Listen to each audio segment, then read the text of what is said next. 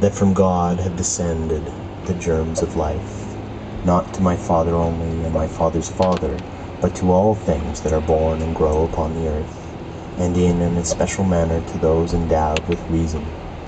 For those only are by their nature fitted to hold communion with God, being by means of reason conjoined with him. Why should not such a one call himself a citizen of the world? Why not a son of God? Why should he fear aught that comes to pass among men? Shall kinship with Caesar, or any other of the great at Rome, be enough to hedge men around with safety and consideration, without a thought of apprehension?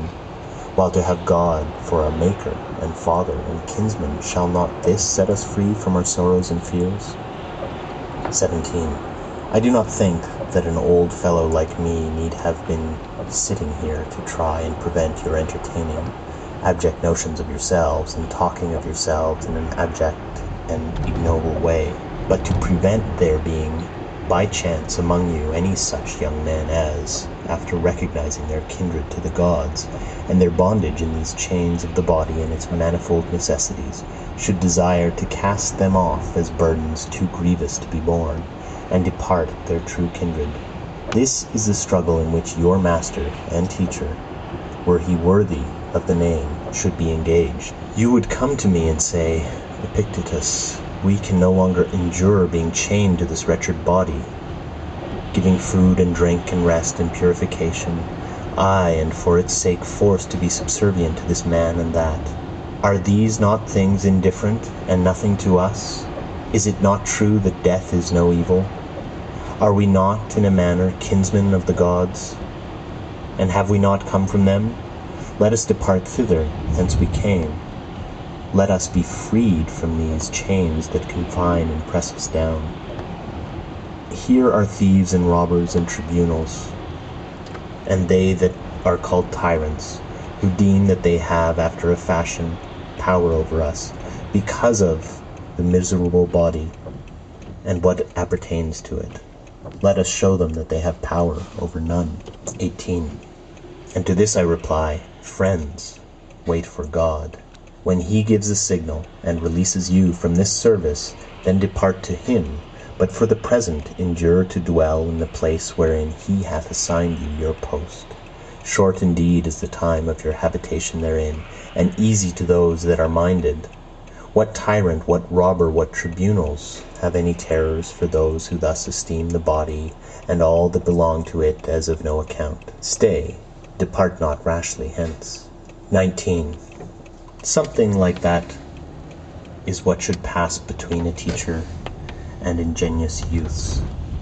As it is, what does pass? The teacher is a lifeless body, and you are lifeless bodies yourselves. When you have had enough to eat today, you sit down and weep about tomorrow's food. Slave!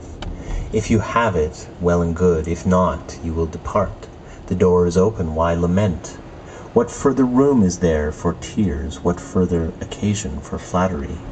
Why should one envy another? Why should you stand in awe of them that have much or are placed in power, especially if they be also strong and passionate? Why, what should they do to us? What they can do, we will not regard. What does concern us that they cannot do? Who then shall rule one that is thus minded? 20.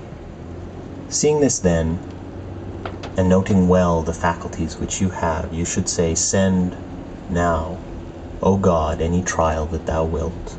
Lo, I have means and powers given me by thee to acquit myself with honour through whatever comes to pass. No, but there you sit trembling for fear. Certain things should come to pass, and moaning and groaning and lamenting over what does come to pass. And then you upbraid the gods. Such meanness of spirit can have but one result, impiety. Yet God has not only given us these faculties by means of which we may bear everything that comes to pass without being crushed or depressed thereby, but like a good king and father, he has given us this without let or hindrance, placed wholly at our own disposition, without reserving to himself any power of impediment or restraint.